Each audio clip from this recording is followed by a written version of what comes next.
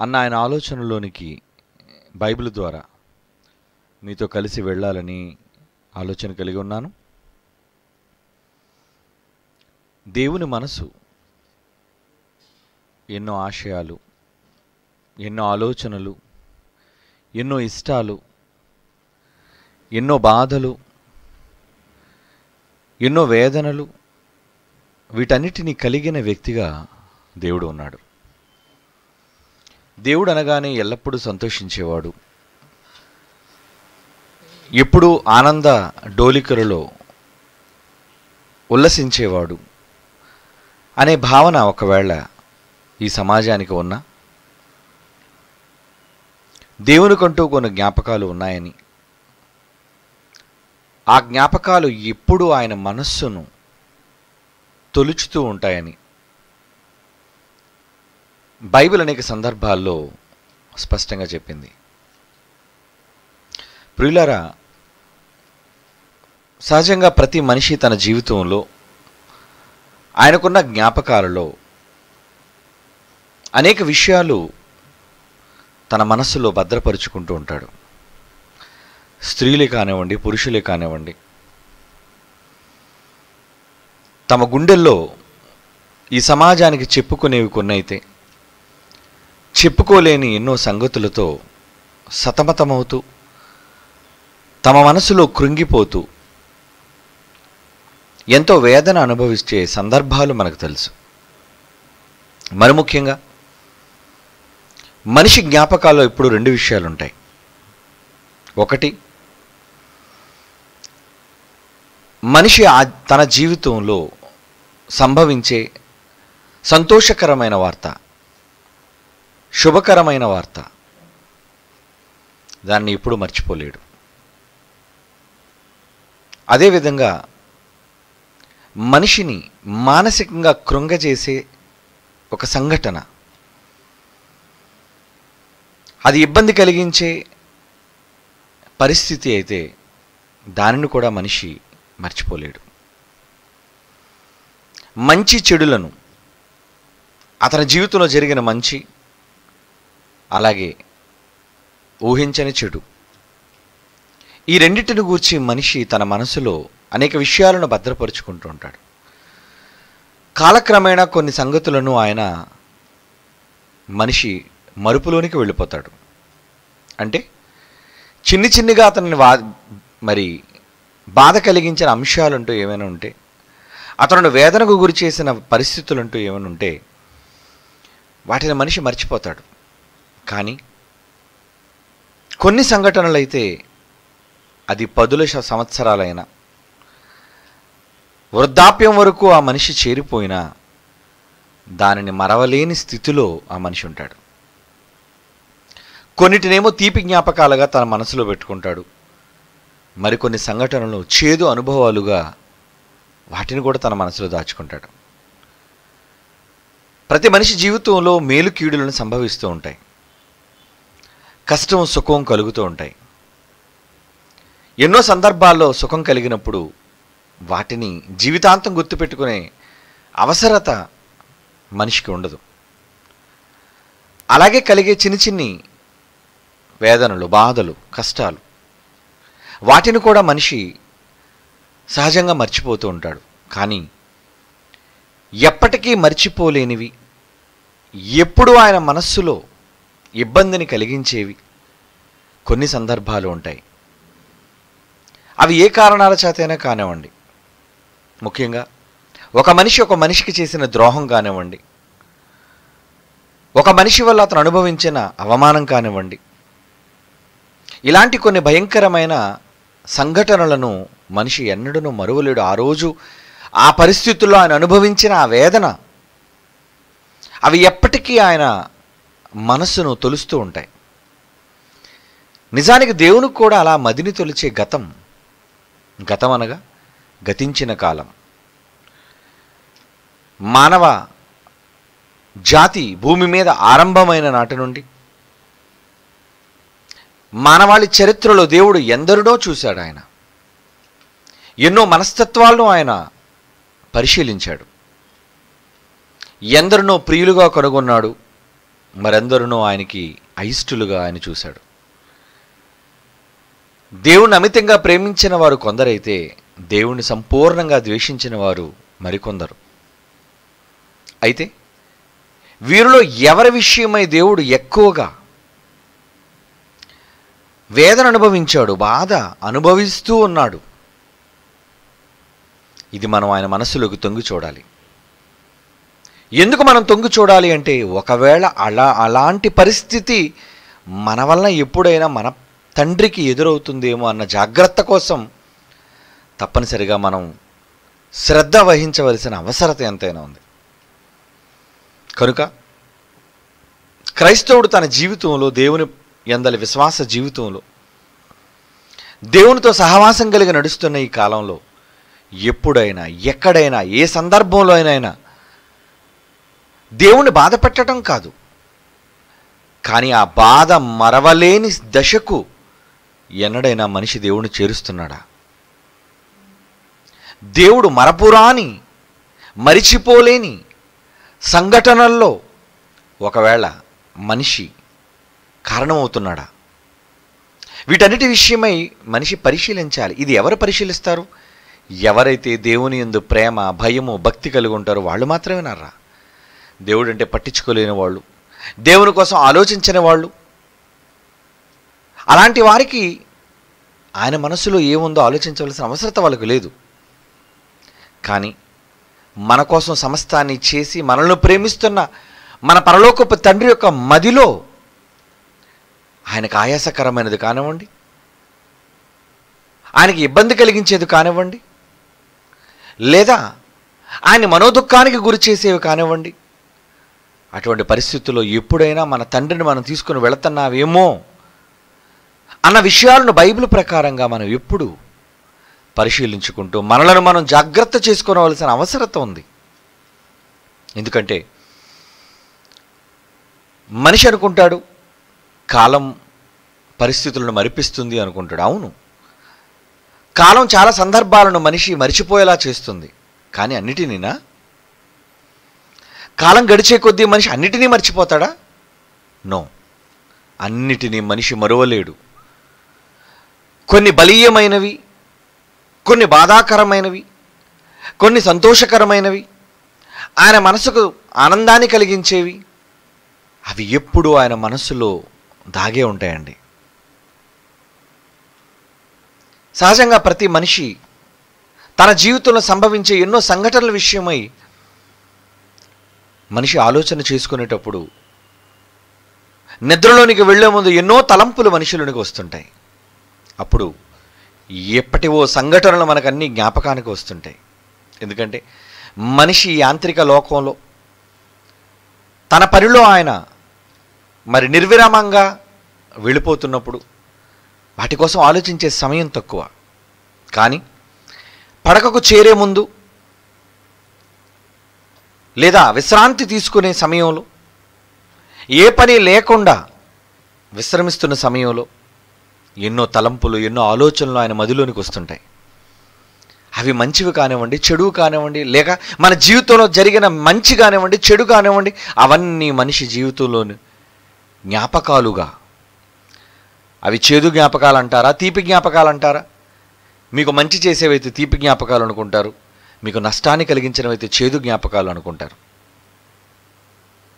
కనుక ఇలాంటి ఎన్నో సంఘటనలు ప్రతి మనిషిని ఆ వయస్సును బట్టి,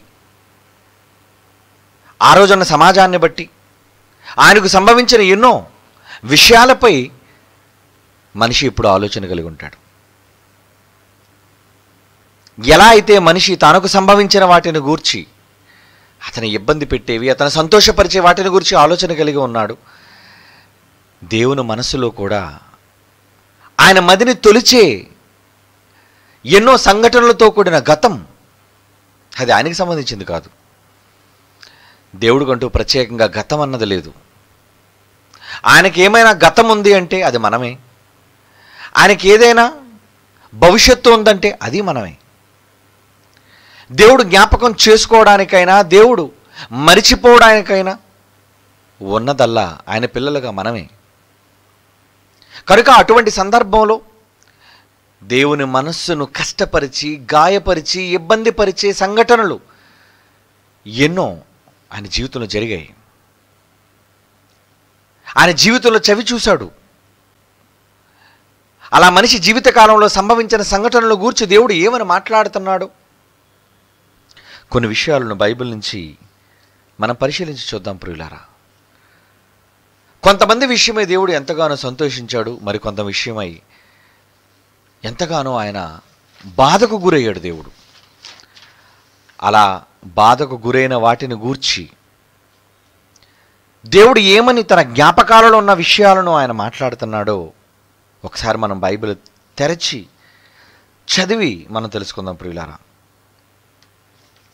మొదటిగా ఇర్మియా గ్రంథం 31వ అధ్యాయం. ఇర్మియా గ్రంథం 31వ అధ్యాయం 20వ వచనాన్ని చూడండి ప్రియులారా. ఎఫ్రాయిము మాట్లాడుతున్నాడు తన పిల్లల కోసం. ఏమని? ఎఫ్రాయిము నాకిష్టమైన కుమారుడా, నాకిష్టమైన కుమారుడా. ఒక వ్యక్తిని గురించి మాట్లాడుతున్నాడు ఎఫ్రాయిము. ఏమండి? యాకోబు 12 మంది కుమారులలో దేవుడు మరి జప్రత్మనేహు అని ఎవరికైతే పేరు కలిగి కలల భావాన్ని చెప్పగలిగిన వాడుగా యోసేపు ఉన్నాడు. అతనిని బహుగా ప్రేమించాడు అతని తండ్రి అయిన యాకోబు. వారికి వంశావళుడు దేవుడు అనుగ్రహించేటప్పుడు దేవుడు కూడా యోసేపుకు 2 వంశావళులు దేవుడు ఇశ్రాయేలీయుల్లో కేటాయించినట్లుగా మనకు తెలుస్తుంది. అందులో మనష్య ఒకరు, రెండోది ఎఫ్రాయిము. ఆ ఒక్క యోసేపు గర్భం నుంచి వచ్చిన 2 కుమారులకు 2 గోత్రాలను దేవుడిచ్చాడు. కారణం, ఇశ్రాయేలుల తరాన్ని ఆయన ఎలా కాపాడాడో ఇక యోసేపు విషయం మీకు చెప్పవలసిన పని లేదు. తల్లి, తండ్రి, అన్నదమ్ములు అందరూ కలిసి ఆయనకు మొక్కిన సందర్భం, ఆయన జీవితంలో అనుభవించిన ఎన్నో వేదనలు, ఆ తరువాత దేవుడు ఆయనకు అనుగ్రహించిన ఉన్నత దశ, ఆ తర్వాత ఇశ్రాయేలుల పరిరక్షణ కరువు కాలంలో, ఇదంతా యోసేపు వలన జరిగింది దేవుని అనుగ్రహాన్ని బట్టి.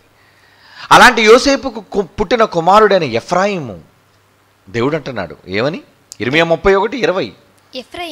ఎఫ్రాయిము నాకిష్టమైన కుమారుడా, నాకు ముద్దు బిడ్డ, నాకు ముద్దు బిడ్డ అంటున్నాడు. చూడండి, నువ్వంటే నాకు చాలా ఇష్టం నాయన. నేను అతనికి విరోధముగా మాటలాడినప్పుడల్లా అతని జ్ఞాపకము నన్ను విడువకయున్నది. అతని గూర్చి నా కడుపులో చాలా వేదనగా ఉన్నది. తప్పక నేను అతని కరుణింతును. ఎవరిది ఈ మాటలు? ఎవరంటున్నారు ఈ మాటలు?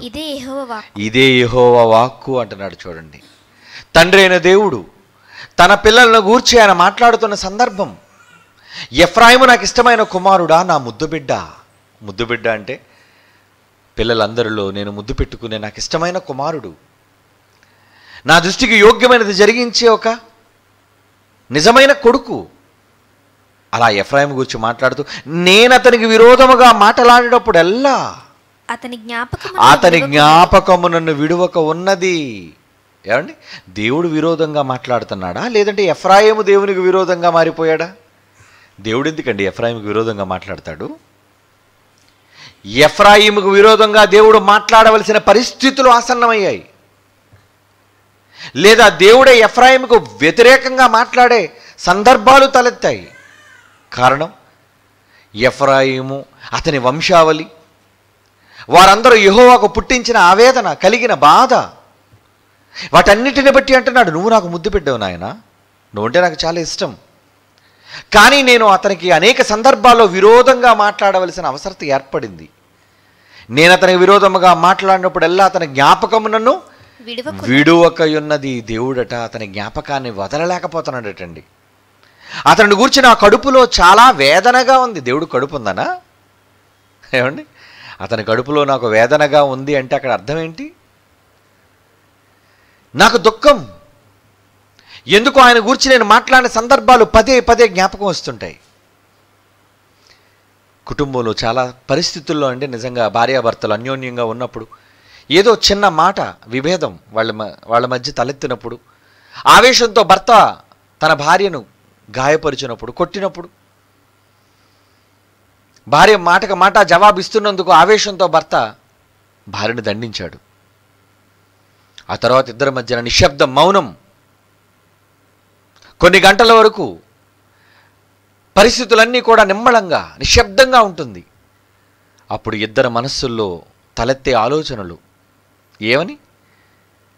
ఒక్కసారి గాయపడిన తరువాత, గాయపరిచిన తరువాత వారు కూర్చొని బాధపడుతూ రోదిస్తూ విలపిస్తున్నప్పుడు, అలా దుఃఖించుకుంటూ తమ పనులు బాధ్యతలు అయినా వాళ్ళు చేసుకుంటూ, అన్ని గాయాలు పొందిన తర్వాత కూడా, దెబ్బలు తిన్న తర్వాత కూడా భార్య వెళ్ళి ఆ వంట చేయటంలో కానివ్వండి, ఆ ఇల్లు సర్దడంలో కానివ్వండి, కళ్ళంట నీళ్లు పెట్టుకుంటూ ఆ పని చేస్తున్నప్పుడు భర్త గమనిస్తాడు, అవును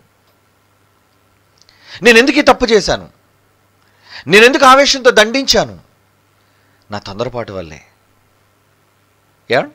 అంటే ఒకరిలోని పశ్చాత్తాపాన్ని కలిగించే పరిస్థితులు ఎప్పుడు తలెత్తుతాయో తెలుసా?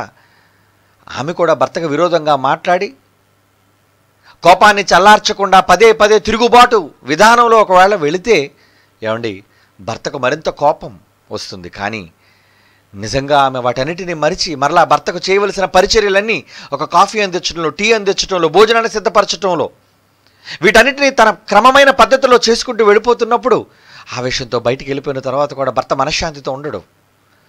మరలా రాత్రి ఇంటికి చేరేసరికి ఆ వేదన అతను తినేస్తూ ఉంటుంది. తన స్నేహితులు అడుగుతారు, ఏంటి ఇలా ఉన్నావు, ఎనీ ప్రాబ్లం? ఏం లేదు అంటాడు. కానీ జరిగిన సంఘటన తన మనస్సులో ఇబ్బంది పెడుతుంది. నేను కొంచెం చెయ్యి చేసుకొని ఉండకుండా ఉంటే బాగుండేదేమో, నేను కొంచెం కఠినంగా వ్యవహరించకుండా ఉంటే బాగుండేదేమో. ఇలా ప్రతి మనిషిలోనూ పశ్చాత్తాపం అనేది ఒకటి ఉంటుందర్రా, ప్రతి మనిషిలోనూ ఆవేదన అనేది ఒకటి ఉంటుందర్రా. అది మనకి జ్ఞాపకం చేస్తుంటుంది, నువ్వు తప్పు చేసావు, నువ్వు తప్పు చేసావు, నువ్వు తప్పు చేసావు అని. ఏమండి? కొన్ని సందర్భాల్లో ఎదుటివాళ్ళు పొరపాటు చేసినా, ఒక తండ్రే ఉన్నాడు అనుకోండి, నీ బిడ్డ నీ పట్ల పొరపాటు చేశాడు, చేసినప్పుడు ఆవేశంతో దండించావు, వాళ్ళది తప్పే ఉండొచ్చు. కానీ తండ్రిగా నువ్వు దండించడం సమంజసమే. అయినప్పటికీ మరలా ఆ రోధిస్తున్న విలపిస్తున్న బిడ్డ దగ్గరికి వెళతావు, వాళ్ళని చేర తీసుకుంటావు, వాళ్ళని కౌగిట్లో చేర్చుకుంటావు, వాళ్ళని ముద్దాడుతావు. వాళ్ళు చేసింది తప్పే. కానీ నువ్వు నీ మనస్సులో ఏదో తీరని లోటు, ఆవేదన, మనశ్శాంతి లేని పరిస్థితి. ఎందుకు నేను చేసుకున్నాను, ఎందుకు నేను దండించాను, నా ముద్దు బిడ్డ కదా, నా ప్రియమైన కుమారుడు కుమార్తె కదా, నేను ఎందుకు ఇలాగ ప్రవర్తించాను? ఏమండి, అదే మనస్సు దేవుని మాటల్లో కనబడుతుంది చూడండి. ఇప్పుడు చదవండి ఆ మాట. ఇర్మియా గ్రంథం 31వ అధ్యాయం 20వ వచనం. ఎఫ్రాయిము నాకిష్టమైన కుమారుడా, నాకు ముద్దు బిడ్డ, నేను అతనికి విరోధముగా మాట్లాడినప్పుడెల్లా. దేవుడు అంటున్నాడు, నేను అతనికి విరోధంగా ఎన్నిసార్లు మాట్లాడవలసి వచ్చింది, శపించవలసి వచ్చింది, దండించవలసి వచ్చింది, కఠినంగా శిక్షించవలసి వచ్చింది. నేను అతనికి విరోధముగా మాట్లాడినప్పుడెల్లా అతని జ్ఞాపకం నన్ను విడవకున్నది. ఏంటి విరోధంగా మాట్లాడుతున్నప్పుడు జ్ఞాపకం విడవకపోవడం ఏంటండి? విరోధంగా మాట్లాడినప్పుడల్లా అతని జ్ఞాపకం వచ్చేస్తుంది. చాలా సందర్భాల్లో ఉండే మంచితనంతో ఎదుటివాడిని ఇబ్బంది పెట్టడం అంటారు. ఏంటి ఆ మంచితనంతో ఇబ్బంది పెట్టడం? ఏమండి, శుభ్రంగా భార్యని కొట్టి, శుభ్రంగా భార్యని తిట్టినా సరే ఏమి పన్నెత్తో మాట అనకుండా నీ ఆవేశం అంతా చల్లారిపోయిన తర్వాత నీ దగ్గరకు వచ్చి కాఫీ తాగుతారండి, రాత్రికి భోజనం ఏం చేయమంటారండి అని వినయంతో నేను అడుగుతున్నప్పుడు నీకేమనిపిస్తుంది? ఈ చేతులు నన్ను కొట్టింది, ఎందుకెంత తప్పు చేశాను నేను అని నీలో కలిగే బాధ. దేవుడు కూడా అదే విధమైన బాధను అనుభవిస్తున్నాడు చూడండి. అఫ్కోర్స్ ఎఫ్రాయిము విషయంలో దేవుడు తీసుకున్న నిర్ణయం తప్పని కాదు.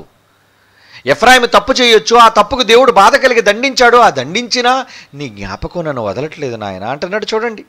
నాకు ముద్దు బిడ్డవయ్యా, నువ్వు నాకు ముద్దు బిడ్డవి, నువ్వంటే నాకు ఎంత ప్రేమ. నేను అతని విరోధముగా మాట్లాడినప్పుడల్లా అతని జ్ఞాపకము నన్ను విడువకున్నది. అతని గురించి నా కడుపులో చాలా వేదనగా ఉంది. ఒక తల్లి ఎలా మాట్లాడుతుందో, నా కడుపు తరుక్కుపోతుందిరా నిన్ను చూసి. దేవుడు అంటున్న మాట చూడండి, నా కడుపులో వేదన అంటే దేవుడికి పేగులు కడుపు ఉన్నదని కాదు. నీకు వేదన కలిగేటప్పుడు మనస్సులో కడుపు నిండా దుఃఖం. ఎలాంటి దుఃఖం అండి? ఒక్కొక్కసారి భయంకరమైన ఏడుపు వచ్చేస్తుంటుంది, కానీ కళ్ళంటే నీరు రానే. ఆ ఏడుపును అణగదొరుకుతుంటాం. ఆ ఏడుపును మనం లోపల మింగుతున్నప్పుడు, దిగమింగుతున్నప్పుడు ఎక్కడ నొప్పి కలుగుతుందో తెలుసా? గుండెల్లో నొప్పి కలుగుతుంది, కడుపులో నొప్పిగా ఉంటుంది. ఆ కడుపు నిండా ఏదో ఒకలాంటి వికారం, ఏదో తినాలని, ఏదో అనుభవించాలని ఎప్పుడు ఉండదండి అలాంటి సందర్భాల్లో. నిజంగా దేవుడు ఈ మాట పలుకుతున్నప్పుడు ఎఫ్రాయిముని ఎంత ప్రేమించాడు. అలానే ఎఫ్రాయిమును మాత్రమే ప్రేమించాడా దేవుడు? దేవుని పోలికగా పుట్టిన ప్రతి కుమారుని భూమి మీద ప్రేమించే గొప్ప మనస్సున్న తండ్రి ఆయన. అందరినీ ప్రేమిస్తున్నాడు ఆయన. ఏ ఒక్కరిని చేజార్చుకోవడం ఇష్టం లేని గొప్ప తండ్రి. అలాంటి వ్యక్తి తన బిడ్డ పొరపాటు చేసినప్పుడు ఆ బిడ్డను తిరిగి తన దగ్గరకు చేర్చుకోవాలనే ఆశ. దండించినప్పుడు నేనేనా చేశాను ఈ పని? ఏమండి, నేనేనా చేశాను ఈ పని? అవునరా, ఇశ్రాయేలు ఎంత మూర్ఖులండి. ఇశ్రాయేలు ఎంత దుర్మార్గులుగా దేవుని విషయంలో ప్రవర్తించారండి. కళ్ళారా ఆయన ప్రత్యక్షంగా చేసిన సూచక్రియలు, అద్భుతాలు చరిత్రలో ఎన్నడూ కని విని ఎరుగని రీతిలో దేవుడు వాళ్ళ కళ్ళ ముందు సాక్షాత్కరింపజేస్తే చూసిన వాళ్ళు దూడను కావాలనుకొని అన్య దేవతలను పూజించి జీవం కలిగిన యెహోవాని విడిచిపెట్టే దుష్ట హృదయాన్ని కలిగి ఉండి ప్రతిరోజు వారి పాపాల వల్ల దేవునికి ఇబ్బంది, తలనొప్పి కలుగజేస్తున్నా ఆయన ఎంత మంచి నిర్ణయాన్ని తీసుకున్నాడు అంటే, నాయన హొరే, మీ దోషాల విషయమై నేను దయ కలిగి ఉండాలి అనుకుంటున్నాను. మీ విషయమై నేను ఇంకా జాలి చూపించాలి అనుకుంటున్నాను. బైబిల్లో రాయబడిన మాట. ఏమండి, మీకా గ్రంథం 7వ అధ్యాయం 18-19 వచనాలు చూడండి. మీకా గ్రంథం 7వ అధ్యాయం 18-19 వచనాలు. తన స్వాస్థ్యములో శేషించిన వారి దోషమును పరిహరించి పరిహారము చేసి వారు చేసిన అతిక్రమముల విషయమై వారిని క్షమించు దేవుడైన నీతో సమానైన దేవుడు ఉన్నాడు. వారిని క్షమించే నీలాంటి దేవుడు ఉన్నాడా? సమానుడైన వాడు. ఆయన కనికరము చూపుటందు సంతోషించువాడు గనుక, ఆయన కనికరాన్ని చూపటంలో సంతోషించువాడు గనుక నిరంతరం కోపముంచడయ్యా ఆయన. ఆయన మరలా మన యందు జాలిపడతాడు ఆయన. మన దోషములను అణిచివేస్తాడు ఆయన. వారి పాపములన్నిటిని సముద్రపు అగాధములలో నీవు పడవేతు. ఎక్కడండి పడవేస్తాడు? సముద్రపు అగాధములో. అంటే నాకు కనబడడానికి వీల్లేదు అవి, నేను మరలా చూడదలుచుకోవటం లేదు వాటిని. ఎంత మంచి తండ్రి. ఒకవేళ తన పిల్లల విషయమై ఆయనకి కలిగే ఆవేదన, తప్పు చేసిన వాళ్ళని క్షమించి తిరిగి హక్కుని చేర్చుకునే గొప్ప మనసున్న రాజుగా మన తండ్రి కనబడుతున్నాడండి. ఎంత గొప్ప మనస్సు కలిగిన దేవుణ్ణి కూడా కష్టపెట్టడానికి మనుషులు సిద్ధపడుతున్నారు అంటే, ఏమండి, కొన్ని సంఘటనలు ఆయన మనస్సులో ఎప్పటికీ చెరిగిపోకుండా అలాగే ఉన్నాయర్రా. అసలు మరిచిపోలేకపోతున్నాడు ఆయన. కొన్నిటిని మరిచిపోలేకపోతున్నాడు. మనకు ప్రియమైనది ఎప్పుడైనా పోగొట్టుకున్నప్పుడు, మనకు కావలసింది ఇష్టమైనది చేజారిపోయినప్పుడు, అప్పుడు మనకు కలిగే ఆవేదన, వేదన చాలా గొప్పగా ఉంటుందండి. అది వర్ణనాతీతం. అటువంటి సంఘటనలు మనం ఎప్పటికీ మర్చిపోలేము. ఏమండి, ఈరోజు నాకు తెలిసిన ఒక కుటుంబం ముంబైలో, ఏమండి, ఈ మధ్యనే ఒక 4-5 నెలల క్రితం ఒక చక్కటి పాపకు జన్మనిచ్చారు ఆ దంపతులు. ఆ ఫోటోలన్నీ నాకు పంపించారు. చూడండి డాడీ, చాలా సంతోషం. బిడ్డ ఎంత ముద్దుగా ఉంది. మంచి బిడ్డ. దేవుడు గర్భఫలాన్ని మీకు బహుమతిగా ప్రసాదించాడు. ఏమండి, బిడ్డ మంచి బుగ్గలతో 4 నెలలు గడిచేసరికి ఎంతో అందంగా తయారై చక్కటి కుందనపు బొమ్మల మారింది. అనుకోకుండా ఈరోజు ఒక భయంకరమైన సంఘటన సంభవించింది. ఏంటది? రాత్రి తల్లి బిడ్డకు పాలిస్తూ నిద్రలో బిడ్డను పక్కనే వేసుకొని ఆ బిడ్డ మీదే తల్లి పడిందండి. నిద్రలో పక్కనున్న ఒక పసిబిడ్డ ఉందన్న సంగతి ఆదమరిచి నిద్రపోయి పాలిస్తూ తను తానే నిద్రలో మరిచిపోయి భారీ శరీరం అవటంతో ఆ బిడ్డ మీద తల్లే ఒరిగిపోయింది. ఒరిగిపోయిన సంగతి కూడా ఆమెకు తెలియలేదు. తెల్లవారు లేచి బిడ్డను లేపుతుంటే లెగట్లేదు. అమ్మా ఏమైంది? లే నాన్న. తల్లి తండ్రి ఇద్దరు కలిసి ఆ పసిబిడ్డను కదుపుతుంటే బిడ్డ లేవటం లేదు. ఏమైంది? బిడ్డ చనిపోయింది. ప్రాణం పోయింది. ఎందుకు పోయింది? నిర్లక్ష్యం, బిడ్డ విషయంలో అజాగ్రత్త. ఏమండి, ఈ సంఘటన వాళ్ళు మర్చిపోగలరా చెప్పండి? ఆ తల్లి మర్చిపోగలదా? నిజానికి తల్లి కదండి ప్రేమకు గొప్పగా నిర్వచనం ఇస్తుంది ఈ లోకం. ఒక బిడ్డను తల్లి కంటే ఎవరు ఎక్కువ ప్రేమించలేరని చెప్పే ఈ లోకం, అదే తల్లి ఆ బిడ్డను ప్రమాదవశాత్తు నిర్లక్ష్య రీత్యా ఆ బిడ్డ ప్రాణం తీసేసిందండి. ఇది కావాలని చేసింది కాదు, నిర్లక్ష్య వైఖరి. తగిన జాగ్రత్త తీసుకోపోవటంతో ఆ బిడ్డ మీద ఆమె ఒరిగి ఆ బిడ్డను చంపేసుకుంది. ఇప్పుడు ఆ తల్లి అనుభవిస్తున్న వేదన, ఆ కుటుంబం పడుతున్న బాధ ఎంతంత కాదు. తొలిచూలు బిడ్డ ప్రాణం పోయి కొన్ని గంటలు మాత్రమే అయింది. ఈరోజు తెల్లవారు లేచి చూసేసరికి ఆ బిడ్డ శవంగా పక్కలో ఉండేసరికి, ఏమండి ఇది మర్చిపోగలరా? వాళ్ళు వృద్ధులుగా మారిపోయిన ఆమె చేసిన ఈ సంఘటన ఎప్పటికీ మర్చిపోలేదు. ఎందుకంటే నేను ఎంత పెద్ద తప్పు చేశాను, తను క్షమించుకోలేదు. నేను ఎంత పెద్ద నేరం చేశాను, నా బిడ్డ ప్రాణాన్ని నేనే తీసేసుకున్నాను. ఇటువంటివి మరుపురాని సంఘటనలు అంటారు. అవి మంచివి కావచ్చు, అవి నిన్ను ఇబ్బంది కలిగించే బాధాకరమైనవి కావచ్చు. మన తండ్రికి కూడా ఉన్నాయండి అలాంటివి. నిన్ను కన్నప్పుడు, ఈ లోకాన్ని కలుగజేసి ఈ లోకంలో నిన్ను ప్రవేశపెట్టే ముందు బాకానాదాలతో, సంభ్రమాశ్చర్యాలతో ఈ భూమికి పునాది వేసిన దేవుడు, విశ్వానికి ఆరంభాన్ని కలుగజేసిన దేవుడు, దేవదూతల గాన ప్రతిగానాలతో ఎంతో ఆడంబరంగా ప్రారంభించిన ఈ ప్రకృతి, ఆ తరువాత మనిషి ఈ ప్రకృతిలోనికి ప్రవేశించిన తరువాత అదే ఏ మనిషి కోసమైతే కలుగజేశాడో అదే మనిషిని తన నోటి ద్వారా శపించే శాపవచనం అతను నోటి నుంచి వచ్చినప్పుడు ఆ తండ్రికి కలిగే వేదన ఎలా ఉంటుంది చెప్పండి? ఏమండి ఎలా ఉంటుంది చెప్పండి అర్రా? దేవుని మనసు ఎలా ఉంటుంది చెప్పండి? మీరు కన్న బిడ్డను మీరు చంపగలరా? మీరు ప్రేమించిన మీ బిడ్డను శపించగలరా? మీరు చేయలేరే ఆ పని? దేవుడు ఎలా చేయగలడు అనుకుంటున్నారు చెప్పండి? దేవుడు మనస్సు లేని కఠినుడా? జాలి, ప్రేమ, దయ లేని గుణాలు కలిగిన వాడా దేవుడు? లేదే, కాదే. కనుక ఆదాము విషయంలో జరిగిన పొరపాటు ఏంటా పొరపాటు? ఆదాము వల్ల జరిగిన పొరపాటు చాలా ఇబ్బంది కలిగింది. ఆ ఇబ్బంది కలిగినప్పుడు దేవుడు కలిగిన ఆవేదన ఏమంటున్నాడు చూద్దామరా. బైబిల్లో ఒక మాట చూద్దాం. ఆదాము విషయమై దేవుడికి కలుగుతున్న బాధ ఏంటో ఒక్కసారి మన బైబిల్ తెరిచి, దేవుడు ఎందుకంటే తొలి మానవుడు ఎవరతడు? ఆదాము. హోషే గ్రంథం చూడండి ప్రియులారా, 6వ అధ్యాయం 7వ వచనం.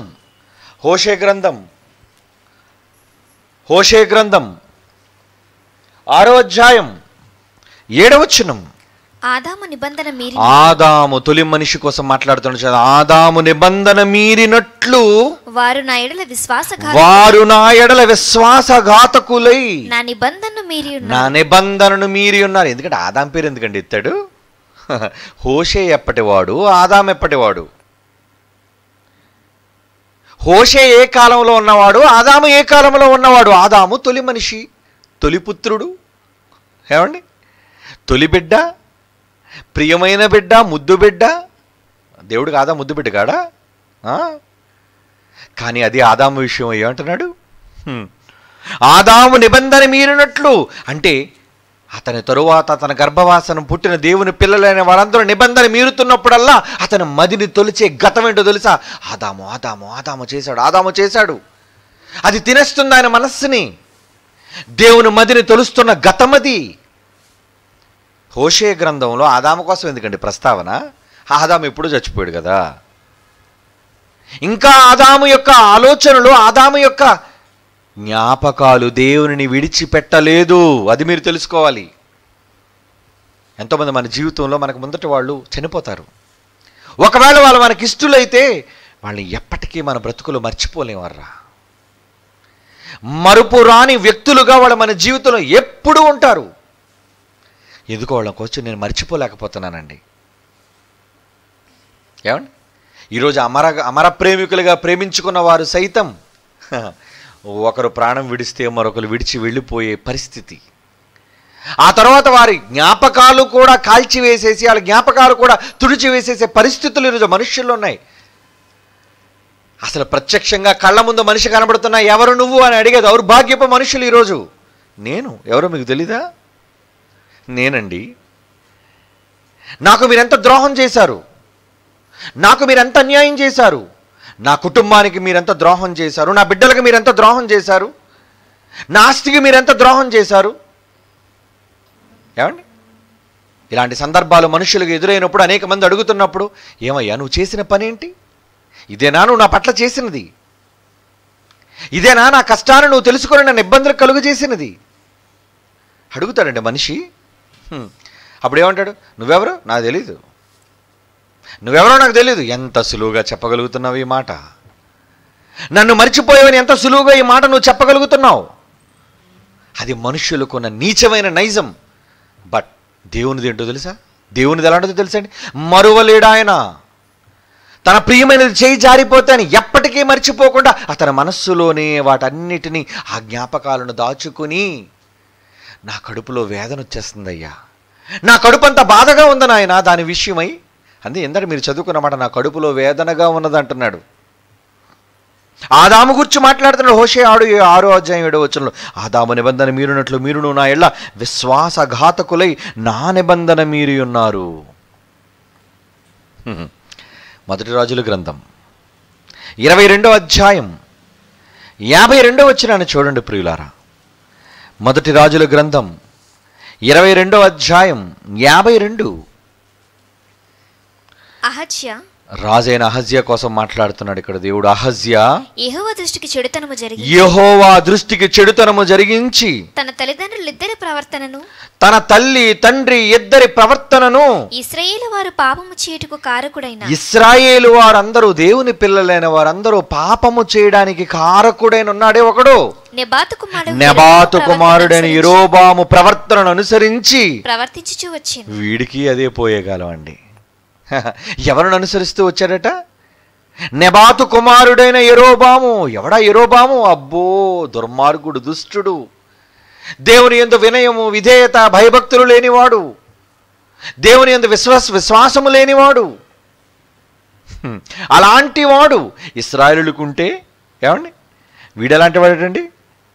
యెహోవా దృష్టికి చెడుతనము జరిగించి తన తల్లిదండ్రులు ఇద్దరి ప్రవర్తనను, ఇశ్రాయేలు వారు పాపము చేయుటకు కారకుడైన నెబాతు కుమారుడైన యెరోబాను ప్రవర్తనను అనుసరించి ప్రవర్తించుచూ వచ్చానండి. ఇశ్రాయేలు దేవుని పక్షాన నిలువబడి ఆయన జనాంగంగా ఉన్న వారు పాపం చేయడానికి ప్రోత్సహించిన కారకుడు యెరోబాము. ఎలాంటి వాడు ఏమండి?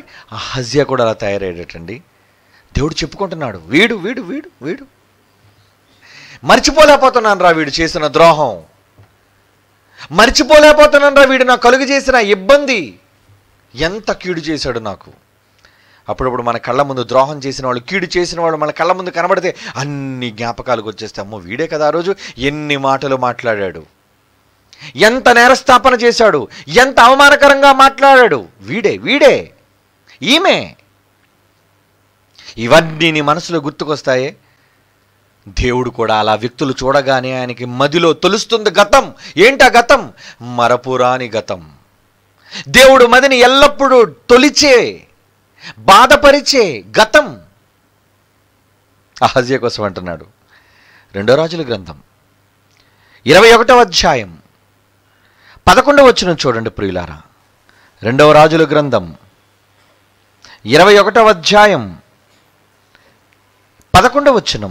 యూదారాజైన మనష్షే, ఈ యూదులకు రాజుగా ఉన్నాడే ఈ మనష్షే, ఈ హేయమైన కార్యములను చేసి తనకు ముందున్న అమోరీయులకు మించిన చెడుతనమును కనపరిచి. అమోరీయులు అంటే ఎవరండి? వాళ్ళు ఇశ్రాయేలు కారండి, దేవునిని నమ్మని అన్య జనాంగాలు వాళ్ళు. వాళ్ళకంట టూ మచ్ అయిపోయేటట్టు వీడు. ఏమండి? తాను పెట్టుకున్న విగ్రహముల వలన యోధారాజైన మనిషి హేయమైన కార్యములను చేసి తనకు ముందున్న అమోరీయులకు మించిన చెడుతనమును కనుపరిచి తాను పెట్టుకున్న విగ్రహముల వలన యోధావారు పాపము చేయుటకు కారకుడాయను. దేవుడు ఏదైతే అసహించుకుంటాడో, దేవుడికి ఏదైతే వేదన కలిగిస్తుందో దానినే దేవుని ముందు తన ప్రజలకు అలవాటు చేసిన దుర్మార్గుడు వీడు. ఎలా ఉంటా చెప్పండి? నేను తండ్రినైతే నాకు రావాల్సిన ఘనత ఇదురా, నువ్వు చేతితో చేసుకున్న వాటిని పూజిస్తున్నావేంటి? ఆ బయలుదేవదేంటి? ఆ బయల్జబూలు దేవదేంటి? ఏమండి? వీళ్ళందరిని గూర్చి దేవుడుకు ఎంత ఆవేదన అంటున్నాడు. ఈ హే కార్యము చేసి తనకు ముందున్న అమోరీయులకు మించిన చెడుతనమును కనుపరిచి తాను పెట్టుకున్న విగ్రహముల వలన యోధావారు పాపము చేయుటకు కారకుడాయను. ఏమండి? వీళ్ళందరిని గూర్చి దేవుడు ఆయా కాలంలో గ్రంథకర్తల ద్వారా వ్రాస్తున్నాడు అంటే దేవుడు మర్చిపోయాడు అనుకున్నారా? ఓసి ఈ తరంలో నేను ఏదో చేసేసానులే మనం అనుకుంటాం, ఈ తరంలో నేను ఏదో చేసేసాను, ఇప్పుడు రాతలా పోతలా ఏమున్నాయి. ఆ రోజైతే ప్రవక్తలు ఉన్నారు, వాళ్ళంతా కూడా గ్రంథస్థం చేశారు వాటన్నిటినీ. ఈరోజు నన్ను గురించి రాసేది ఎవరు, నన్ను గురించి జ్ఞాపకం చేసేది ఎవరు అనుకుంటున్నావా? తప్పు. నీ వలన దేవుడికి కలిగే ప్రతి ఇబ్బందిని గూర్చి దేవుడు తన మనస్సులో జ్ఞాపకం అందించుకుంటున్నాడు. ఏంటది? మంచి కాదది, మంచి అయితే బాగున్నావు. కానీ నువ్వు కలిగిస్తున్న వేదన, నువ్వు కలిగిస్తున్న బాధ, ఇబ్బంది, అది జ్ఞాపకం వచ్చినప్పుడల్లా దేవుడు ఎందుకో తట్టుకోలేకపోతున్నాడు, వేదనకు గురైపోతున్నాడు. కనుక నేను ఈ తరంలో ఏమి చేయటం లేదని మీరు అనుకుంటున్నారా? ఒక్కసారి ఆలోచించండి. దేవునికి ఆయాసకరంగా ఎప్పుడైనా మీలో ఎవరైనా ప్రవర్తిస్తూ ఉన్నారా? అదే కార్యక్రమాల్లో దేవుణ్ణి ఎల్లప్పుడూ గాయపరిచేవాళ్ళుగా నిమగ్నులై కొనసాగుతున్నారా? దేవుడు మదిని తొలిచే పిల్లలుగా ఒకవేళ మీరు జీవిస్తున్నారా? అయితే సరి చేసుకోండి. దేవుడు చెబుతున్నాడు. ఎందుకో తెలుసా? ఒకవేళ మనమైతే పత్రికలలో లేదా పుస్తకాలలో, చరిత్ర గ్రంథాలలో వీటిని చదివి అయ్యో అహజ్యా ఎలా చేశాడా, మనష్య ఎలా చేశాడా అని మనం అనుకుంటున్నాం. మరి నిన్ను గూర్చి తప్పనిసరిగా ఒకవేళ నువ్వు దేవునికి ఆయాసకరమైనదిగా నువ్వు చేస్తే నిన్ను విషయమై కూడా దేవుడు బాధపడతాడు. నీ విషయమై దేవుడికి జ్ఞాపకము చేసేవాళ్ళు ఉన్నారు, మర్చిపోకండి. నా కోసం ఎవరు చెప్తారులే దేవుడు అనుకుంటున్నావా? అయితే బైబిల్లో ఒక మాట చూడాలి. యెషయా గ్రంథం 62వ అధ్యాయం 7వ వచనం. యెషయా గ్రంథం 62వ అధ్యాయం 7వ వచనం ఏమంటున్నాడు? యెహోవా జ్ఞాపకకర్తలారా, యెహోవా జ్ఞాపకకర్తలారా విశ్రమింపకుడి. ఏమండి వీళ్ళు ఎవరటండి? యెహోవాకు జ్ఞాపకకర్తలటండి. అంటే దేవుడు జ్ఞాపకం చేసేవాళ్ళ? అంటే ఆయనకు మతిమరుపు ఉందని కాదు, ఆయనకు అన్నీ ఎరుకే, ఆయనకు అన్నీ తెలుసు. కానీ చెబుతుంటాడు, రే వీళ్ళను గూర్చి నాకు మరలా మరలా మరలా రిమైండ్ చేస్తుండు. వాళ్ళు నాకు చేసిన ద్రోహం, వాళ్ళు నాకు తలపెట్టిన కీడు, వాళ్ళు నాకు చేసిన అన్యాయం, వాళ్ళు నాకు కలిగించిన ఇబ్బంది మీరు జ్ఞాపకం చేయండి. నాకు ఉన్నారట కొంతమంది. యెహోవా జ్ఞాపకకర్తలారా విశ్రమింపకుడి. ఆయన యెరూషలేమును స్థాపించే వరకు, లోకమంతటికి దానికి ప్రసిద్ధి కలుగు చేయే వరకు ఆయనను విశ్రమింపనీయకుడి. మాటి మాటికి జ్ఞాపకం చేసి జ్ఞాపకకర్తలు ఉన్నారటండి ఆయన దగ్గర. అంటే నువ్వు ఒకవేళ నీ వల్ల ఏదైనా దేవునికి జరిగితే, నీ వల్ల దేవునికి ఏమైనా ఇబ్బంది కలిగి నిన్ను బట్టి ఆయన బాధపడితే, నీ బాధ కూడా దేవుడికి పదే పదే జ్ఞాపకం చేసి జ్ఞాపకకర్తలు ఉన్నారు ఆయన దగ్గర. అప్పుడప్పుడు అంటుంటారు, రే నీ వల్ల నాకు అన్నం దొరక్కపోయినా పర్లేదురా, నన్ను బాధ పెట్టొద్దురా, నువ్వు నన్ను పెంచి పోషించకపోయినా పర్వాలేదురా, నాకు కడుపు కోత మిగల్చొద్దురా. ఈరోజు దేవుడు కూడా అదే అంటున్నాడండి. ఏమంటున్నాడు దేవుడు? మిమ్మల్ని గూర్చి మీరు నాకు ఆయాసకరంగా చేసిన ఎన్నో విషయాలు నేను మర్చిపోలేకపోతున్నాను, అవి నా కడుపులో చాలా వేదనగా ఉన్నాయి అని దేవుడు మాట్లాడుతున్నాడు. అంటే ఎంత వేదనకు గురి కాకపోతే ఆ మహానుభావుడు ఇలాంటి మాటలు అంటాడు చూడండి. ఎంతమంది అండి, ఒకరా ఇద్దరా, ఎంతమంది దేవుని విషయంలో ఆయనకు బాధ కలిగించేవారు. అందుకే మనతో చెప్తున్నాడు, ఈ తరంలో మనతో చెప్తున్నాడు ఏమని? మొదటి యోహాను పత్రిక 3వ అధ్యాయం 12వ వచనం చూడండి ప్రియులారా. మొదటి యోహాను పత్రిక 3వ అధ్యాయం 12వ వచనం. మనము కయ్యను వంటి వారమై ఉండరాదు. మనము కయ్యను వంటి వారమై ఉండరాదు. ఎవడు వీడు? ఎప్పుడు ప్రారంభ శతాబ్దంలో తొలి మనిషి ఆదాము వాళ్ళ తండ్రి చేసిన తప్పును జ్ఞాపకం చేసుకున్నాడు దేవుడు. ఆదాము చేసిన అతిక్రమం. ఇప్పుడు ఆయన గర్భాన పుట్టిన కుమారుడు, తొలిచూలు కుమారుడు కయ్యను, వాని గురించి ఏమంటున్నాడు చూడండి. మనము కయ్యను వంటి వారమై ఉండరాదు. వాడు ఎవడనుకున్నాడు? దుష్టుని సంబంధి, పేరుకు నా కొడుకు, నా గర్భాన పుట్టిన వాడు, చీడ పురుగువాడు. ఏమంటున్నాడండి తండ్రి? వాడు దుష్టుని సంబంధి, తన సహోదరుని చంపిన నరహంతకుడు వాడు. వాడతన్ని ఎందుకు చంపాడు? తన క్రియలు చెడ్డవైనందున, తన సహోదరుని తమ్ముని క్రియలు నీతి గలవై ఉన్నందునే కదా. మీరు కయ్యని వంటి వారుగా ఉండకండి. ఎవరైనా మీకంటే గొప్పగా చేస్తుంటే అసూయపడకండి. మీకంటే ఎవరైనా గొప్పగా దేవునికి ఇష్టలుగా ఉంటే చేతనైతే వాళ్ళకంటే గొప్పగా మారండి. వాళ్ళని చూసి మీకు అసూయ ఏంటి? వీళ్ళే గొప్పగా మాట్లాడగలరా, వీళ్ళు గొప్పగా ప్రసంగించగలరా అంటే మాకు ఎప్పుడు అవకాశం ఇవ్వరా, మేము ఎప్పుడు అలా ఉండలేమా?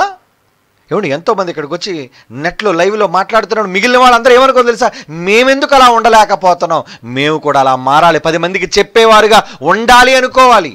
అంతేగాని వీళ్ళనే చెప్పేవారు గొప్ప, మీకేలే తెలుసు అంతా, ఇది కాదు. ఒకవేళ అటువంటి మనస్తత్వం మీలో ఉంటే, కయ్యనుంటి స్వభావం మీలో వస్తే దానికి బాధపడేది ఎవరో తెలుసా, దేవుడు. ఇన్ని వేల వేల వేల వేల తరాలు గడిచినా, వేల సంవత్సరాలు గతించిపోయినా ఆయన మదిలో గతంలో ఏం జరిగిందో అది మర్చిపోలేదు దేవుడు. ఏమన్నాడు, రే కయ్యను చేసిన ద్రోహం నేను మర్చిపోలేదురా, ఇంకా వాడు చేసిన నరహత్య నేను ఇంకా మర్చిపోలేకపోతున్నానురా. ఏమండి ఇప్పుడు అన్నాడండి ఈ మాట, మొదటి శతాబ్దంలో అంటున్నాను మాట అండి. క్రీస్తు శకం 90లో రాయబడుతున్న మాట అండి. క్రీస్తు శకం 90 ఎక్కడా, క్రీస్తు పూర్వం కయ్యను ఎక్కడా? అంటే ఎంతమంది భక్తులు పుట్టి చనిపోయినా, ఎంత చరిత్ర జరిగినా ఇంకా దేవుడు కయ్యను మరువలేదన్నమాట. ఎందుకు? ఆయన మనసులో తొలుస్తున్న బాధ. గతం, నువ్వేమంటావు, గతం గతహ అంటావు. ఏటి గతహారా దరిద్రుడా, గతం గతహ చెప్పడానికి చాలా ఇంపుగా ఉంది. నువ్వు మర్చిపోగలవా? మర్చిపోయేవాడు దుర్మార్గుడు. మర్చిపోయాడు ఏమంటాడు, మంచి నువ్వు మర్చిపోతావు, చెడు నువ్వు మర్చిపోతావు, నువ్వు కృతజ్ఞత లేనివాడు నువ్వు. కానీ దేవుడు అలాంటి వాడు కాడు.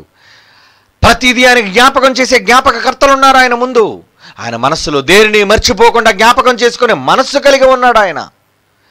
ఎవరెవరు ఏ తరాలలో ఏంటేంటి చేశారో అన్నది అన్నీ ఆయనకు జ్ఞాపకమే, అన్నీ ఆయన మనస్సులో భద్రపరుచుకున్నాడు ఆయన. అందులో నువ్వు ఎలాంటి కుమారుడుగా ఉన్నావు? ఇష్టాన్ని కలిగించి దేవుని సంతోషపరిచే కొడుకుగా ఉన్నావా, లేదా ఒక కయ్యను లాంటి స్వభావం, ఒక మనష్య లాంటి స్వభావం, ఒక ఎఫ్రాయిము లాంటి స్వభావం, ఒక అహజ్యా లాంటి స్వభావం, ఇలాంటి స్వభావాలు నీలో ఏమైనా ఉన్నాయా?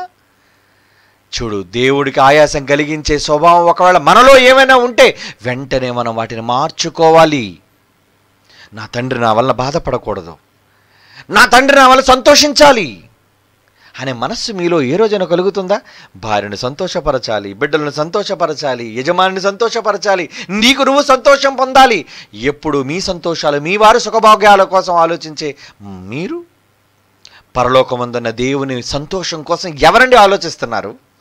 ఆయన గతంలో ఇన్ని ఆలోచిస్తున్నాడా? ఇంతమంది ఆయన జ్ఞాపకాలలో ఉన్నారా? మంచివాళ్లే కాదండి, ఆయనకు కీడు జరిగించిన వారిని కూడా మరవలేకుండా ఉన్నాడు తండ్రి. ఎంత గొప్ప కీడు చేశావురా నువ్వు నాకు, ఎంత గొప్ప తీరని లోటు కలుగు చేశావురా నువ్వు నాకు. అందుకే మీరు కయ్యను వంటి వారు కాకండి అంటున్నాడు. హెబ్రీయులకు రాసిన పత్రిక 12వ అధ్యాయం 16వ వచనం చూడండి ప్రియులారా. హెబ్రీ పత్రిక 12వ అధ్యాయం 16వ వచనం. ఒక పూట కూటి కొరకు. ఇక్కడ మరొకడు గురించి చెప్తున్నాడు చూడండి. దేవుని మదిని తొలిచే గతంలోని మరొక చరిత్రహీనుడు, దేవుడు మదిని గాయపరిచే మరొక దుర్మార్గుడు, దుష్టుని గురించి మాట్లాడుతున్నాడు దేవుడు.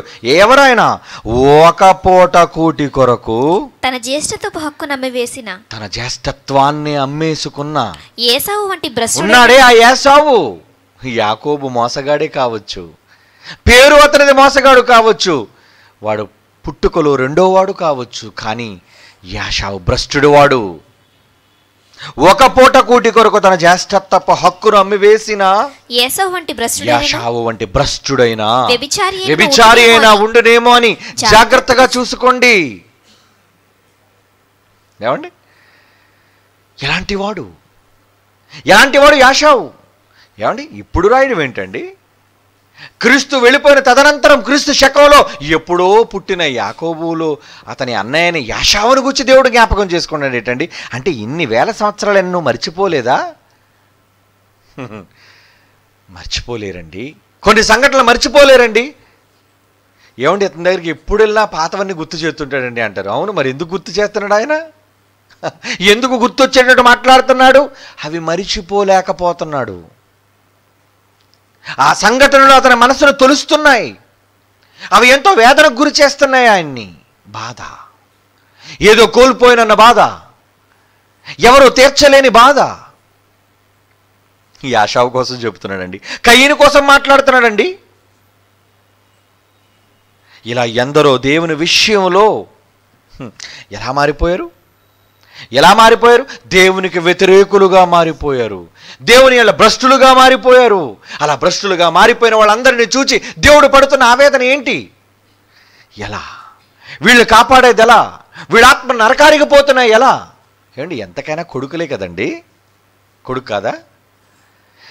ఎంత దుష్టుడైనా దుర్మార్గుడైనా ఏమండి, కసబ్బు లాంటి వాడిని కూడా ఉరి తీస్తున్నప్పుడు అతన్ని కన్నా తల్లి ఏమనుకుంటుంది? చంపే దరిద్రుని అనుకుంటుందా? నా కొడుకే కదా, నేనే కదా జన్మనిచ్చాను వాడికి. ఆ సంఘటన చూసి ఆ తల్లి తట్టుకోగలదా? వాడు చేసింది దుర్మార్గం పనే కావచ్చు, వాడు కాలాంతకుడు, అనేక మందికి అడుగు దుర్మార్గుడు, వాడు ప్రాణాలు తీసిన నరహంతకుడు వాడు. కానీ వాడికి పడే శిక్ష, వాడికి జన్మనిచ్చిన తల్లి కానీ తండ్రి కానీ వాడిని చూసి ఏమనుకుంటారు? ఎందుకురా మా కడుపులో ఈ కోత, ఎందుకురా అందరి చేత చీకొట్టుకునే పరిస్థితి, ఎందుకు ఈ ఇబ్బంది?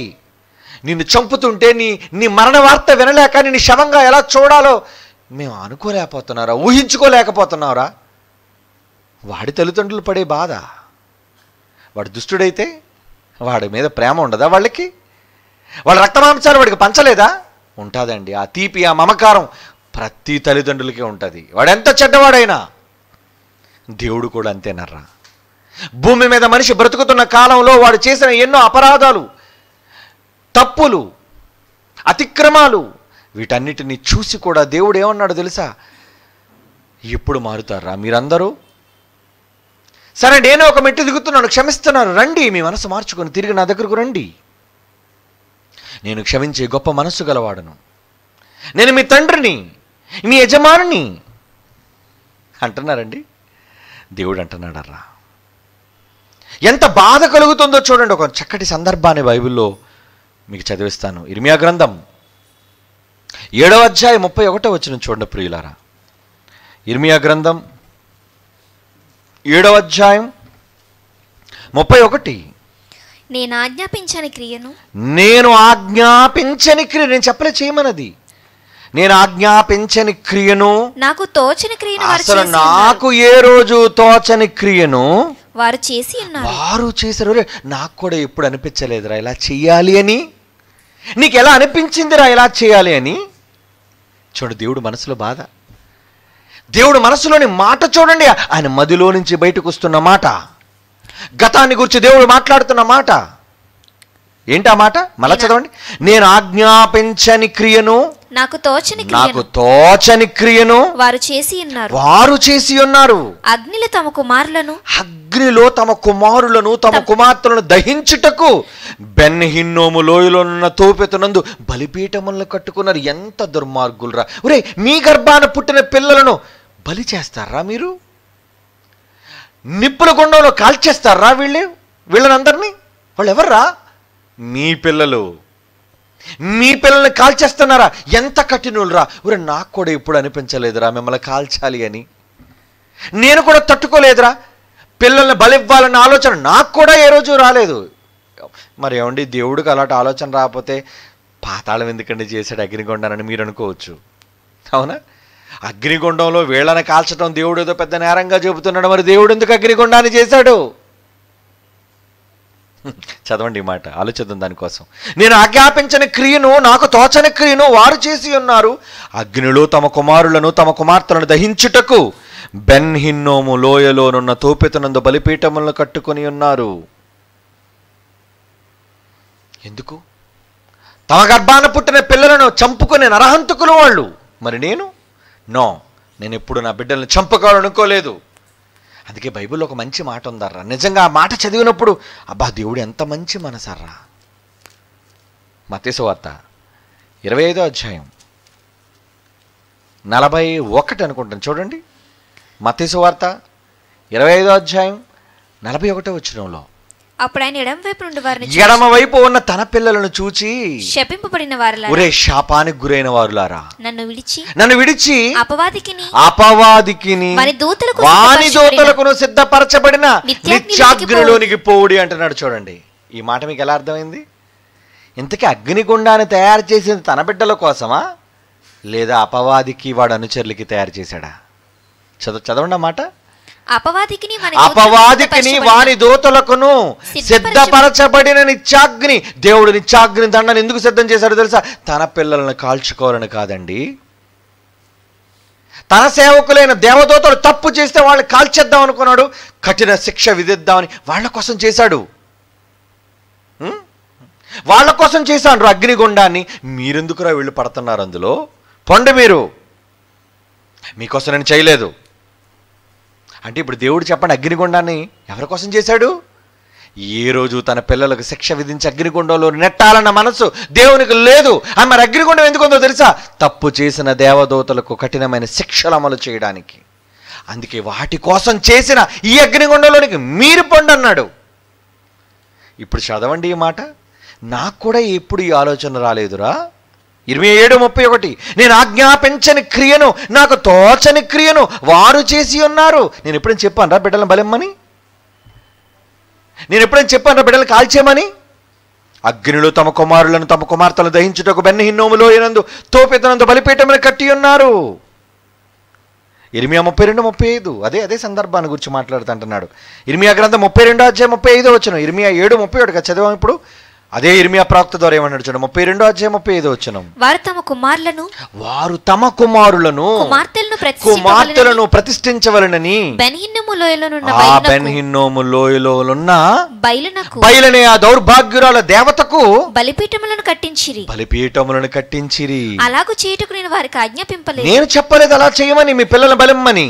యూదావారు పాపములో పడి ఎవరైనా ఇట్టి హేయక్రియలు చేయుదురన్న మాట నాకెన్నడూ తోచలేదు. రే, నా మనసుకు రాని ఇంత దౌర్భాగ్యమైన ఆలోచన మీకెలా రావచ్చింది అంటున్నాడు చూడండి తండ్రి. తండ్రి మనసు ఎంత గొప్పదండి. అంటే ఆయన చింత, ఆయన ఆలోచన, ఆయన ఆవేదన, ఆయన మదిని తొలుస్తున్న గతం. అయ్యో, గతంలో వాడిలా అయిపోయాడు, వీడిలా అయిపోయాడు, వాడలా పోయాడు, వీడి నరకానికి ఇలా పోయాడు, ఇంతమందిని గూర్చిన గతం ఆయన మదిలో ఎప్పుడు ఆయన కడుపులో ఎప్పుడు వేదన, తీరని లోటు, ఆవేదన. పోయాడు, తిరిగి రాడు. ఏం చేయాలి? వీటన్నిటిని గూర్చి దేవుడు ఆవేదన పడుతున్నాడండి. ఆయన కలుగుతుంది దుఃఖం అండి. అందుకే మనల్ని హెచ్చరిస్తున్నాడు, వద్దు నాయన, ఒరే వాళ్ళు చేసినట్లు మీరు చేసి నాకు దూరం కాకండిరా. ఇప్పటికే వాళ్ళందరి విషయాన్ని నా మనసులో పెట్టుకొని వాళ్ళ వల్ల జరిగిన కీడు తట్టుకోలేక రోజు నరకాన్ని చూస్తున్నాను రా. దేవుని మనసు అండి. దేవుడు నరకంలోనికి వెళ్ళలేకపోవచ్చు, కానీ ప్రతిరోజు తన కళ్ళ ముందు కుమారుడు నరకాగ్నిగుండంలో కాలిపోతుంటే ఆ తండ్రికి పడే వేదన నరకం. అది నరకం.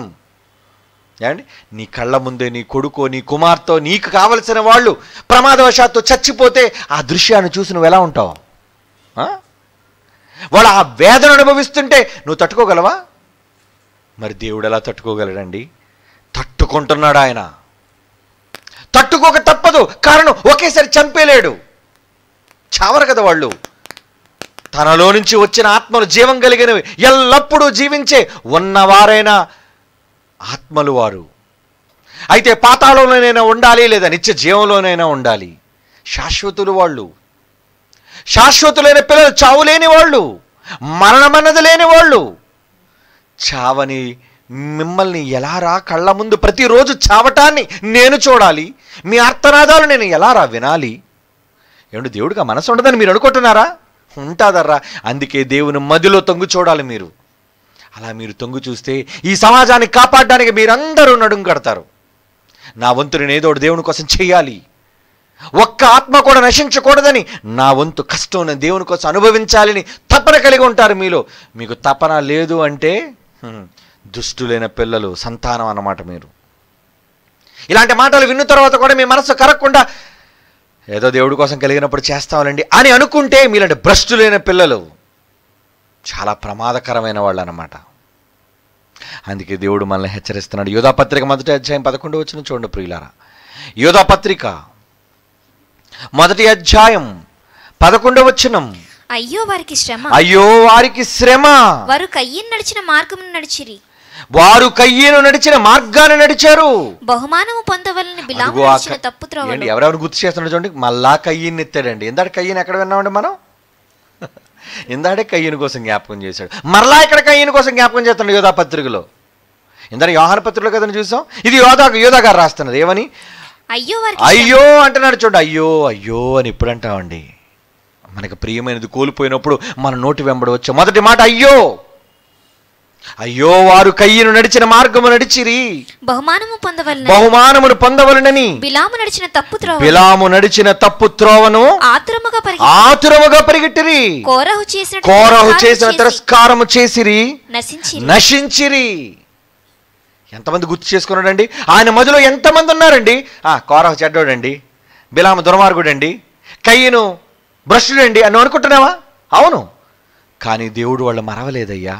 అబ్రహాము, ఇస్సాకు, యాకోబులను ఎలాగైతే దేవుడు మర్చిపోలేకపోయాడో, వీళ్లను కూడా దేవుడు మరవలేని పరిస్థితిలో తన మనోవేదనను ఎవరికి చెప్పుకోవాలో తెలియక తన గతాన్ని ఆలోచించుకుంటూ దుఃఖపడిపోతున్నాడు. తన మనసును డొలిచేస్తున్నాయి ఈ మాటలన్నీ కూడా, తొలిచేస్తున్నాయి ఈ మాటలు, ఈ సందర్భాలన్నీ కూడా.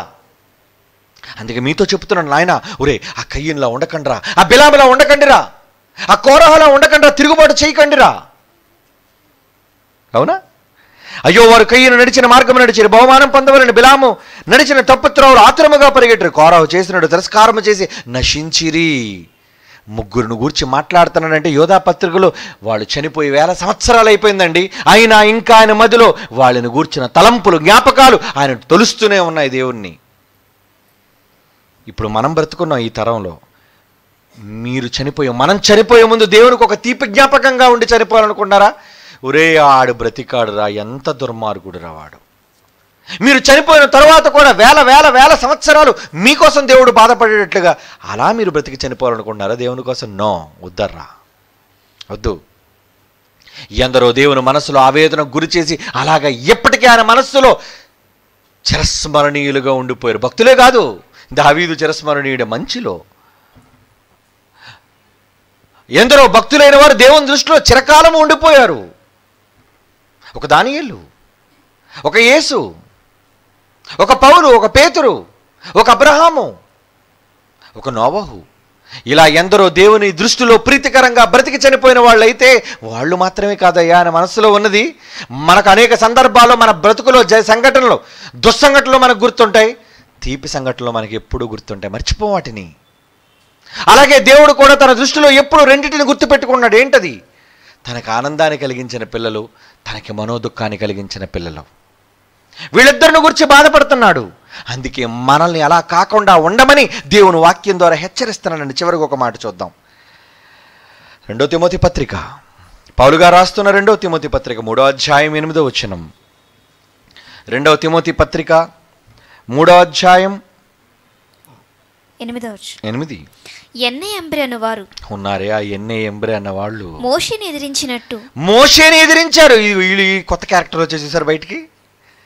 ఎప్పటి క్రీస్తు పూర్వం మోషే, ఆ మోషేను నాయకుడిని ఎదిరించిన ఎన్నే ఎంబ్రె అన్న వాళ్ళు గూర్చి ఇక్కడ క్రొత్త నిబంధనలో ఈ తరంలో మనకు కూడా చెబుతున్నాడండి. ఎన్నే ఎంబ్రె అనే వారు మోషేను ఎదిరించినట్లుగా వీరును చెడిన మనస్సు గలవారై విశ్వాస విషయంలో భ్రష్టులై సత్యమును ఎదురింతురు. ఈరోజు ఎంతలో ఉన్నారండి అదే క్యారెక్టర్స్. చెబుతున్న వాస్తవాన్ని ధిక్కరించి నాయకత్వానికి లోబడకుండా ఎవరి ఇష్టానుసారంగా వారు బ్రతకడానికి ఉన్న ఎన్నే ఎంబ్రేలు ఎంతమంది ఉన్నారండి. మంచి చెబితే నువ్వు వింటావా? నువ్వు నాకు చెప్పొచ్చావులే పో, నువ్వు చెబితే మేము వినాలా ఏంటి? నా మీద నీకున్న అధికారం కాదయ్యా, ప్రేమ. దేవుని కొరకు మనల్ని అందరినీ కలిపి దేవుని కొరకు సేవలో ముందుకు నడిపించాలన్న ఆతురత అది నీకుందా? ఎవడలా పోతే నాకేంటండి. స్వార్థపరులు, దేవుని గురించిన ఆలోచన ప్రణాళిక తెలియని వారు ఎలా ఉన్నారా? దేవుని మదిని తొలిచే గతంలో దేవుడు ఎప్పుడు ఆ గత జ్ఞాపకాలు ఆయన తినేస్తూ ఉన్నాయి. అవి పూర్వజన జ్ఞాపకాలు కావు. అవి తన జీవిత కాలంలో దేవుడు అనుభవించి చూచిన ఎన్నో క్యారెక్టర్స్, స్వభావాలు వాళ్ళు మరిచిపోలేకపోతున్నాడు. రే ఆ యెరోబాము ఉన్నాడే బైబిల్లో, వాడిని గూర్చి చెప్పినంతకాలం ఎన్నిసార్లు చెప్పాడండి. నెబాతు కుమారుడని యెరోబాము, నెబాతు కుమారుడని యెరోబాము, నెబాతు కుమారుడని యెరోబాము. అంటే ఎంత దుర్మార్గుడు వాడు, ఎంత దేవుడికి నిద్ర లేకుండా చేశాడు, ఎంత దేవునికి వేదన కలుగు చేశాడు వాడు. దుష్టత్వంలో తీవ్రస్థాయికి చేరిపోయిన వాడు. ఏమండి? భక్తి పారవశ్యంలో తీవ్రస్థాయికి వెళ్ళిన భక్తులుంటే దేవుని బాధ పెట్టడంలో కూడా తీవ్రస్థాయికి వెళ్ళిపోయిన వాళ్ళలో కూడా ఉన్నారండి దుర్మార్గులు. ఎలాంటి వారుగా మీరు ఉండాలనుకున్నారు చెప్పండి? దేవుని మదిని తొలిచే గతం. ఆయన ఎప్పుడు కూడా గతాన్ని గురించి మాట్లాడుతున్నాడు. రే, గతంలో ఎన్నే ఎంబరు ఇలా చేశాడురా, గతంలో కయ్యని ఇలా చేశాడురా, గతంలో బిలాం ఇలా చేశాడురా, గతంలో కోరహ ఇలా చేశాడురా. వీటన్నిటిని దేవుడు మర్చిపోలేదండి. ఆయన మర్చిపోలేదు కనుకనే ఈరోజు మనం చదువుకున్నాం. దేవుడికే మతిమరుపు ఉందనుకోండి, ఆయన వ్రాయించడుగా. ఆయన జ్ఞాపకాల్లో వాళ్ళు లేకపోతే ఈరోజు ఈ పుస్తకాల్లో, చరిత్రలో దేవుడు ప్రవక్తల గ్రంథాల్లో వాళ్ళ గురించి రాయిస్తాడా? అది ప్రవక్తలతోనే కాదండి, క్రొత్త నిబంధనలోని భక్తులతో కూడా. ఒక యోధాతో రాయిస్తున్నాడు, ఒక యోహాన్ గారితో రాయిస్తున్నాడు అంటే ఏంటి అర్థం? మరువలేని జ్ఞాపకాలు, దేవుణ్ణి మదిని తొలిచే భయంకరమైన గతంలో సంభవించిన గాథలు. ఇప్పుడు మనం ఎలా ఉంటాం? ఈ తరం మనది. ఈ తరంలో మనం కూడా దేవునికి మనోవేదనకు గురి చేసే వారిగా కాకుండా దేవుడు సంతోషించే వారిగా, మన గురించి తర్వాత భవిష్యత్తు తరాలలో మంచి కుమారుడు నాకు పుట్టాడురా ఈ తరంలో, వాడు ఎంత మంచివాడురా, ఎన్ని పనులు చేశాడురా నా కోసం, నా కోసం నేను అడగకుండా ఎన్ని ప్రణాళికలు చేశాడురా, తన ఆస్తిని రాసి ఇచ్చాడు, తన ఇంటిని దానం చేశాడు, తన కుటుంబంతో దేవుని సేవకు ముందుకొచ్చాడు, తనకు తానే సమర్పించుకున్నాడు రా. ఎంత గొప్పదిరా ఆమె, ఎంత గొప్పవాడురా వాడు, వాడు నా పిల్ల, నా కుమారుడు, ఆమె నా కుమార్తె అని దేవుడు అనుకోవాలి. గతంలోనికి ఒక్కసారి తొంగి చూస్తే ఆ గతంలో మంచి వ్యక్తిగా నువ్వు కనబడాలి. ఒక 100 ఏళ్ళు తరువాత లేదా ఒక 500 సంవత్సరాల తరువాత ఈ భూమి ఉంటే అప్పుడు దేవుని జ్ఞాపకాలలో ఒక మంచి పని చేసి గొప్ప వ్యక్తిగా నువ్వు నేను కనబడాలి. అది కోరుకున్నాడు దేవుడు. అంతేగాని కయ్యను, బిలాము, అహజ్యా, యెరోబాము వద్దు. ఇటువంటి క్యారెక్టర్స్ మనలో వద్దు. దేవుణ్ణి బాధ పెట్టారు, ఆయన మదిని ఇబ్బంది పెట్టారు, ఆయన కడుపులో వేదన రగిల్చారు వాళ్ళంతా. అది దేవుని మదిని తొలుస్తున్న గతం. కనుక భవిష్యత్తును గూర్చి మీరు ఆలోచన కలిగి ఉంటే ఈ రోజున్న ప్రస్తుత కాలంలో దేవుడు గతంలోనికి తొంగి చూస్తే మిమ్మల్ని బట్టి సంతోషించేవారుగా మీరు మారండి. మారుదాం. దేవుని వాక్యాన్ని నేర్చుకొని దేవునికి ఇష్టలుగా దేవుని కోసం బ్రతుకుదాం. కళ్ళు మూసుకోండి, ప్రార్థన చేసుకుందాం. పరిశుద్ధుడు అయిన తండ్రి, మీ మనస్సులో మీ గతాన్ని తవ్వి చూస్తే మీ మనస్సులో ఎందరి గూర్చి ఆలోచనలు, వేదనలు, ఆవేదనలు మీలో దాగి ఉన్నాయో మేము చదివినప్పుడల్లా ఎంతగానో బాధిస్తున్నాయి తండ్రి. మమ్మల్ని కూడా తండ్రిగా మిమ్మల్ని ఎంత బాధిస్తున్నాయో మేము అర్థం చేసుకున్నాం. అందుకే ఈ సమర శంఖాన్ని పూరించాం. ప్రతి చోట క్రీస్తు యొక్క భీకర సంగ్రామాన్ని జరిగించుటకు, ఆయన సువార్త నాదాన్ని ప్రతిధ్వనింపజేయుటకు ఈరోజు మేము సిద్ధపడుతున్నాం. అందుకు ఎందరు సహకారులుగా ఉన్నారో ఆ బిడ్డలందరినీ బలపరచండి. మీ మదిలో ఎల్లప్పుడూ సుస్థిరంగా నిలబడిపోయే మంచి జ్ఞాపకాలతో నిండిన పిల్లలుగా మేము బ్రతికి చావగలుగుటకు సహాయం దయచేయండి. మా జీవితాల్లో మీరు చేసిన ఎన్నో ఉచితమైన మేలులు, ఉపకారములన్నిటి బట్టి కృతజ్ఞతాస్తుతులు మీకు చెల్లించుకుంటూ భవిష్యత్ కాలంలో మా జీవితాన్ని అంతటినీ మీ చేతులకు అప్పగించుకుంటూ మీ మహిమార్థమై మేము జీవించి మేము మా కుటుంబాలు సర్వదా నీ సేవలో కొనసాగిపోయే భాగ్యాన్ని ప్రసాదించవలసిందిగా ప్రార్థిస్తూ క్రీస్తు యేసు వారి అమూల్యమైన నామములో ఈ విజ్ఞాపనలు మీకు సమర్పించుచున్నాము తండ్రి. ఆమేన్.